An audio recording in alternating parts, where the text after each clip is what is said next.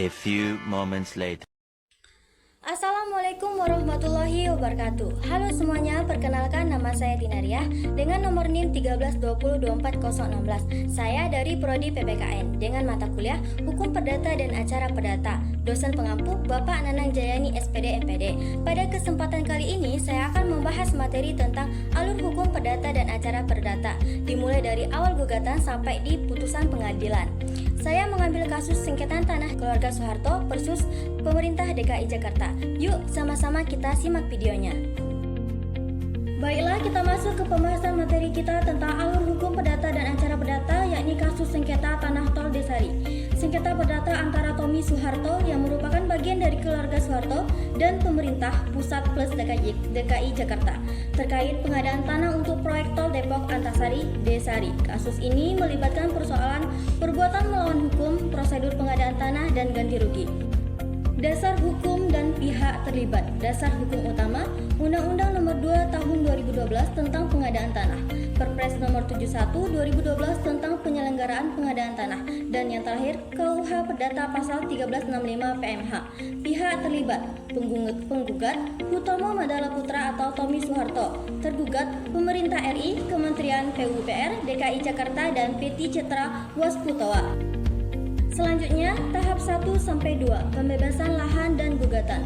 Yang pertama, penetapan lokasi. Pemerintah menetapkan lokasi tol Desari sebagai proyek kepentingan umum dengan penilaian ganti rugi berdasarkan appraisal independen. Yang kedua, konsinyasi. Karena Tommy menolak nilai ganti rugi, pemerintah menitipkan uang ke pengadilan negeri sesuai pasal 42 Undang-Undang Nomor 2 Tahun 2012, proyek tetap berjalan. Yang ketiga, gugatan ke PN. Tommy menggugat ke PN Jakarta Selatan perkara menuntut pembatalan penggusuran dan ganti rugi senilai 56,67 miliar atas dasar PMH. Selanjutnya, tahap 3-4, pembuktian dan putusan pengadilan negeri. Jawaban tergugat. Yang pertama, pembebasan lahan sesuai hukum. Yang kedua, kompensasi sudah disiapkan via konsinyasi. Yang ketiga, proyek adalah kepentingan umum. Putusan Pengadilan Negeri Jakarta Selatan. Yang pertama, menolak gugatan Tommy. Yang kedua, proyek termasuk kepentingan umum. Yang ketiga, pemerintah menempuh prosedur sah. Yang keempat, tidak ada PMH terbukti.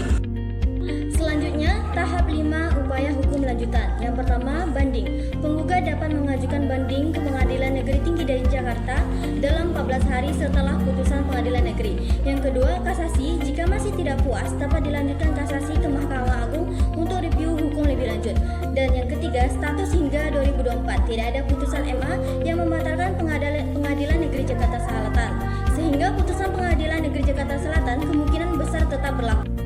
Baik, selanjutnya pembahasan materi yang terakhir, hasil dan konsekuensi hukum. Yang pertama, status tanah. Tanah tetap digunakan untuk proyek tol Desari sesuai kepentingan umum. Yang kedua, ganti rugi. Pemerintah tidak diwajibkan membayar ganti rugi tambahan di luar mekanisme konsinyasi yang sudah disiapkan. Dan keputusan akhir, Tommy Soeharto kalah di tingkat pertama. DKI Jakarta dinyatakan tidak bersalah secara hukum. Itulah pembahasan materi dari saya. Semoga bermanfaat. Akhir kata, wassalamualaikum warahmatullahi wabarakatuh.